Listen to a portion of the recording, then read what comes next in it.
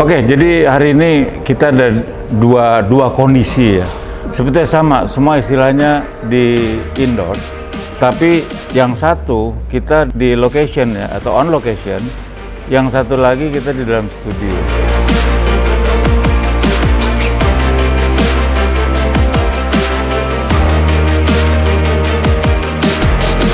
Ada dua hal yang harus diperhatikan memang pada saat memotret di dalam studio ataupun di lokasi. Pada saat di lokasi kita harus memperhitungkan ambient yang ada. Kenapa kita harus perhitungkan? Supaya atmosfer itu nggak berubah. Jadi di sini bukan masalahnya berapa banyak flash yang kita perlukan, tapi seberapa jauh kita perlukan flash itu atau media cahaya itu.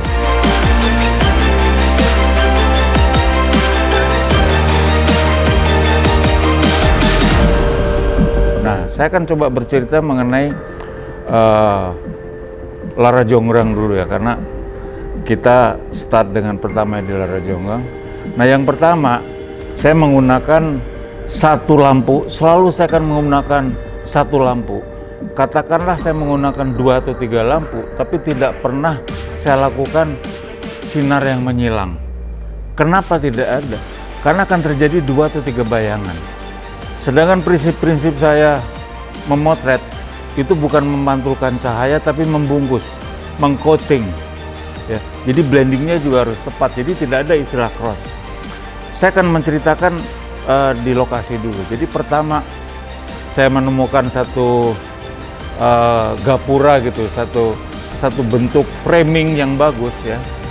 Dan di situ tadi memang cenderung lebih ke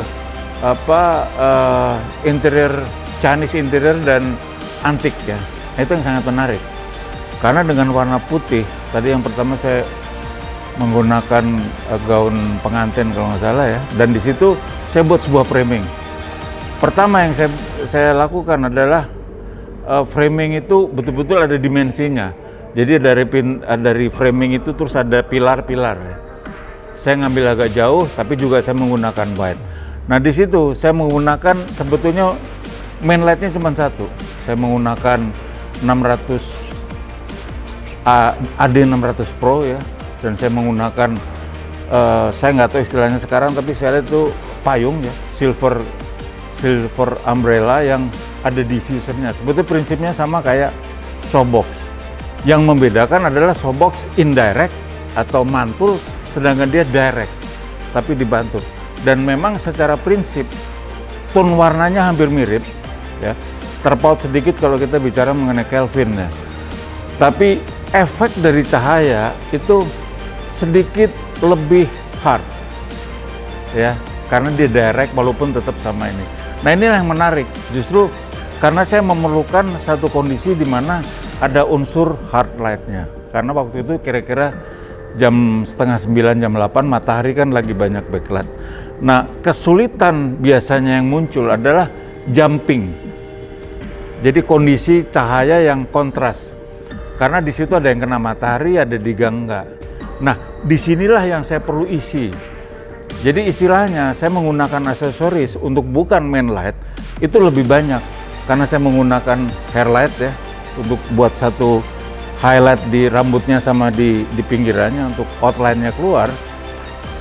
Plus saya tambahkan lampu, saya menggunakan payung ke arah pintu yang warnanya biru. Tetap main light yang saya utamakan, saya menggunakan softbox yang besar. Nah disitulah saya bermain speed, karena speed itu dalam kondisi itu mempengaruhi. Kalau kita rasa speednya atau sekitar tempat itu kelihatan over, berarti yang kita rubah itu bukan F-nya, karena F-nya sudah fix. Karena flash yang keluar itu kan dihitung dengan F. Yang saya akan coba adjust adalah speednya. Makanya tadi saya dari speednya menggunakan 30, 40, begitu terang saya masuk 125. Supaya untuk mengatur bahwa kondisi cahaya yang di luar itu max, jadi match ya. Bercampurnya enak. Nah, itulah di sesi pertama. Tapi justru yang sangat menarik nanti dari hasil, Karena hampir semua saya menggunakan 1,2. Kenapa? Alasannya supaya dimensi itu muncul.